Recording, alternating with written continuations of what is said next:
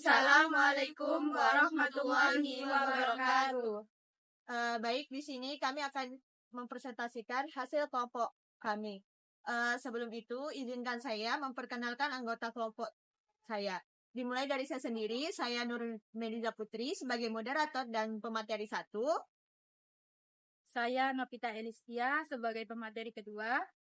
Saya Nika Hetunisa sebagai pemateri ketiga. Saya Nova Yulia Sahida sebagai pemateri 4. Nur Takana sebagai pemateri kelima. Baik, di sini saya akan menjelaskan tentang konsep dasar pengarahan. Pengarahan adalah suatu proses pembimbingan, pemberian petunjuk dan instruksi kepada bawahan agar mereka bekerja sesuai dengan rencana yang telah ditetapkan. Pengarahan mencakup beberapa proses operasi standar, pedoman dan buku panduan, bahkan manajemen berdasarkan sasaran, manajemen by objektif. Pengertian dan arti pentingnya. Directing atau pengarahan adalah mengintegrasikan kegiatan anggota kelompok sedemikian rupa sehingga tugas-tugas yang diserahkan dapat memenuhi tujuan individu atau kelompok pengarahan. Kelompok pengarahan adalah kegiatan yang berhubungan dengan usaha memberikan bimbingan, petunjuk, saran, perintah atau instruksi agar tujuan yang ditentukan semula dapat dicapai. Actuating atau menggerakkan adalah tindakan untuk mengusahakan agar semua anggota kelompok mau dan suka berusaha untuk mencapai sasaran sesuai dengan perencanaan manajerial sehingga tujuan dapat dicapai secara efektif dan efisien. Berikut beberapa pengertian pengarahan menurut para ahli. Yang pertama, Georgi Erteri. Pengarahan adalah usaha untuk memimpin, membimbing, dan mempengaruhi orang lain agar mereka dapat bekerja sesuai rencana dan tujuan organisasi. Yang kedua itu Contes dan O'Donnell. Pengarahan adalah proses memimpin dan mempengaruhi orang-orang agar bekerja sesuai, efektif dan efisien dalam mencapai tujuan organisasi. Yang ketiga itu Henry Fayol.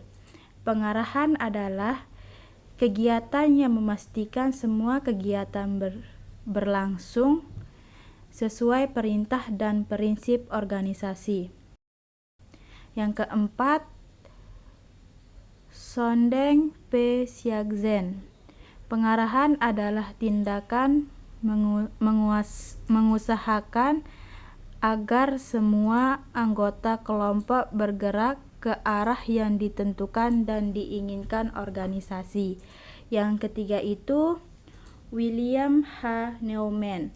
Pengarahan adalah proses komunikasi dan organisasi untuk menciptakan pemahaman dan motivasi dalam melaksanakan tugas. Selanjutnya itu beberapa fungsi dari pengarahan. Yang pertama itu memberi instruksi dan perintah. Manajer itu harus memberikan arahan yang jelas kepada karyawan tentang apa yang harus dilakukan, bagaimana dan kapan harus menyelesaikannya. Yang kedua itu motivasi. Mendorong semangat kerja karyawan melalui pemberian penghargaan dan lingkungan kerja yang kondusif agar produktivitas meningkat. Yang ketiga itu komunikasi. Membangun komunikasi dua arah antara manajer dan bawahan untuk memastikan informasi tersampaikan dengan baik dan adanya umpan balik. Yang ketiga itu pengawasan. Memastikan pekerjaan dilakukan sesuai rencana, mengarahkan jika terjadi penyimpangan dan membantu menyelesaikan hambatan. Yang kelima itu koordinasi. Menyinkronkan aktivitas antar individu atau bagian agar semua bekerja harmonis menuju tujuan yang sama. Dalam hal ini, siapa yang berhak memberi instruksi? Yang memberi instruksi tentunya individu yang memiliki otoritas untuk memberi instruksi, seperti pemimpin dan pimpinan. Untuk berjalannya fungsi pengarahan, tidak hanya cukup orang yang memiliki otoritas untuk memberi pengarahan, tapi perlu didukung faktor-faktor ideal yang lain, seperti kecakapan komunikasi, punya rasa percaya diri, dan bisa melakukan pendekatan dengan berbagai metode. Kita lihat dari sisi komunikasi. Bagaimana sih pentingnya komunikasi? Komunikasi sangat penting dalam berjalannya proses manajemen, karena tanpa komunikasi, fungsi-fungsi manajemen akan sulit dilaksanakan. Bagaimana planning akan dikomunikasikan kepada satu orang ke yang lain pada atasan ke bawahan misalnya? Bagaimana mengkomunikasikan organizing yang sesuai dengan rencana? Bagaimana mengkomunikasikan instruksi dari atasan ke bawahan sesuai dengan planning yang sudah disusun? Adapun tujuan dari pengarahan, 1. Meningkatkan motivasi.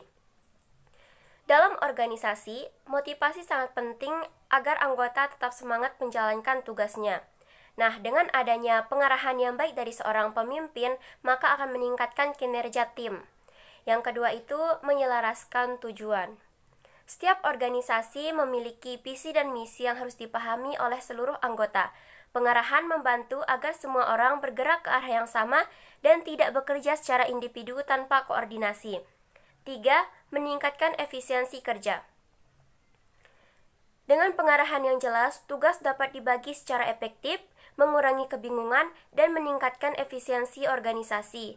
Misalnya, dalam organisasi kepanitiaan acara, ketua panitia membagi tugas secara spesifik kepada setiap divisi, sehingga tidak ada tugas yang tumpang tindih. Tujuan yang keempat itu mencegah kesalahan. Kesalahan bisa terjadi jika anggota organisasi tidak memahami tugasnya dengan baik. Pengarahan yang baik mengurangi resiko kesalahan dan meningkatkan efektivitas kerja. 5. Meningkatkan produktivitas. Organisasi yang memiliki pengarahan yang baik akan lebih produktif karena setiap anggota memahami tugasnya dan bekerja dengan maksimal. Misal, dalam sebuah organisasi kampus, ketua organisasi membuat jadwal kerja yang jelas sehingga semua anggota dapat menyelesaikan tugas tepat waktu tanpa penundaan. 6. Membangun hubungan kerja yang baik. Komunikasi yang baik antara anggota dan pemimpin organisasi menciptakan lingkungan kerja yang nyaman dan harmonis. 7. Membantu pengambilan keputusan.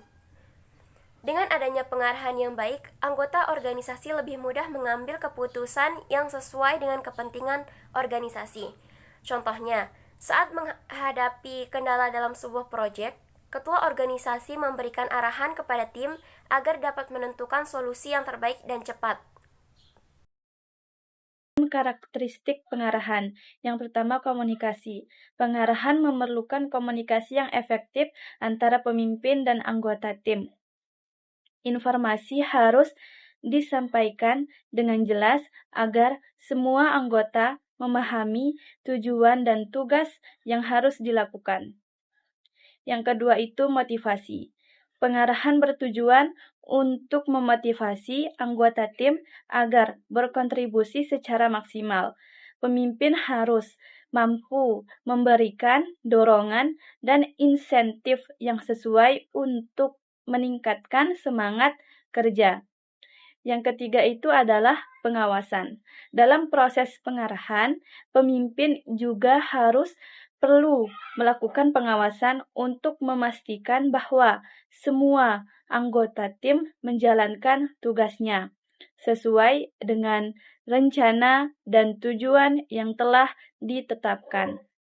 Yang keempat itu kepemimpinan. Pengarahan melibatkan kemampuan kepemimpinan yang baik. Seseorang pemimpin harus mampu menginspirasi dan mempengaruhi anggota tim untuk mencapai tujuan bersama. Yang kelima itu penyelesaian konflik. Dalam proses pengarahan, seringkali muncul konflik atau perbedaan pendapat. Pemimpin harus memiliki kemampuan untuk menyelesaikan konflik tersebut agar tim tetap fokus pada tujuan. Yaitu keenam, fleksibilitas. Pengarahan harus bersifat fleksibel, artinya pemimpin harus mampu menyesuaikan pendekatan dan strategi pengarahan sesuai dengan situasi dan kondisi yang dihadapi. Yang ketujuh itu pemberian umpan balik. Memberikan umpan balik yang konstruktif kepada anggota tim adalah bagian penting dari pengarahan. Umpan balik membantu anggota tim untuk memahami kinerja mereka dan area yang perlu diperbaiki. Yang terakhir, kedelapan, penyampaian tujuan. Pengarahan harus jelas dalam menyampaikan tujuan dan harapan organisasi. Anggota tim perlu memahami visi dan misi organisasi agar dapat bekerja dengan arah yang sama. Syarat perintah yang baik dalam pengarahan. Yang pertama itu keterkaitan dengan tujuan organisasi. Perintah harus selaras dengan visi, misi, dan tujuan strategis organisasi. Ini membantu memastikan bahwa setiap tindakan yang diambil mendukung pencapaian tujuan jangka panjang. Yang kedua itu komunikasi yang efektif. Manajer harus mampu menyampaikan perintah dengan cara yang mudah dipahami dan menarik. Komunikasi dua arah juga penting, di mana manajer mendengarkan umpan balik dari anggota tim. Yang ketiga itu konsistensi. Perintah harus konsisten dengan kebijakan dan prosedur yang ada dalam organisasi. Ketidakjelasan atau kontradiksi dapat menyebabkan kebingungan dan mengurangi kepercayaan. Yang keempat itu keterlibatan tim. Melibatkan anggota tim dalam proses pengambilan keputusan dapat meningkatkan rasa memiliki dan tanggung jawab terhadap tugas yang diberikan. Yang kelima itu pengukuran dan evaluasi. Perintah harus mencakup cara untuk mengukur kemajuan dan hasil. Ini memungkinkan manajer untuk mengevaluasi kinerja dan memberikan umpan balik yang konstruktif. Yang keenam, fleksibilitas. Meskipun perintah harus jelas, manajer juga memberikan ruang untuk penyesuaian jika situasi berubah. Fleksibilitas dalam pelaksanaan perintah dapat membantu tim beradaptasi dengan lebih baik. Yang ketujuh, pemberian otoritas. Manajer harus memberikan otoritas yang cukup kepada anggota tim untuk melaksanakan perintah. Ini menciptakan rasa tanggung jawab dan kepercayaan. Yang kedelapan, pendidikan dan pelatihan. Jika perintah melibatkan tugas baru atau kompleks, manajer harus memastikan bahwa anggota tim memiliki pelatihan dan sumber daya yang diperlukan untuk melaksanakan tugas tersebut. Yang kesembilan, pemberian umpan balik. Setelah perintah dilaksanakan, penting untuk memberikan umpan balik mengenai hasilnya. Ini membantu anggota tim memahami apa yang berhasil dan yang perlu diperbaiki di masa depan. Yang terakhir, membangun hubungan yang baik. Hubungan yang baik antara manajer dan anggota tim dapat meningkatkan efektivitas pengarahan. Kepercayaan dan saling menghormati akan memudahkan komunikasi dan kolaborasi. Berikutnya, tantangan dalam pengarahan yang bisa muncul dalam berbagai situasi, seperti memimpin tim, mengarahkan proyek, atau mengatur produksi. Berikut beberapa tantangan utama dan cara mengatasinya. 1. Arahan yang tidak jelas. Jika arahan tidak jelas, orang bisa bingung atau salah paham. Solusinya, gunakan kata-kata yang sederhana dan pastikan semua orang mengerti sebelum mulai bekerja. 2. Perbedaan pemahaman. Setiap orang bisa punya cara pandang yang berbeda terhadap instruksi yang diberikan. Solusinya, pastikan semua orang punya pemahaman yang sama dengan memberikan contoh atau mengajukan pertanyaan. 3. Ada yang tidak setuju atau tidak mau mengikuti. Kadang, ada anggota tim yang tidak setuju atau kurang semangat menjalankan arahan. Solusinya, dengarkan pendapat mereka, jelaskan alasan di balik keputusan, dan coba cari solusi bersama. 4. Kurangnya waktu atau alat. Jika sumber daya terbatas, pengarahan jadi sulit dijalankan dengan baik. Solusinya, prioritaskan tugas, gunakan apa yang tersedia, dan cari alternatif jika diperlukan. 5. Masalah teknis atau hambatan di lapangan. bisa terjadi masalah teknis atau halangan lain yang menghambat pengarahan. Solusinya, siapkan rencana cadangan dan pastikan ada solusi untuk mengatasi masalah yang mungkin muncul. Dan yang keenam atau yang terakhir, tidak ada umpan balik. Tanpa umpan balik, sulit mengetahui apakah pengarahan sudah berjalan dengan baik. Solusinya, minta pendapat tim dan evaluasi hasil kerja secara berkala untuk perbaikan ke depan.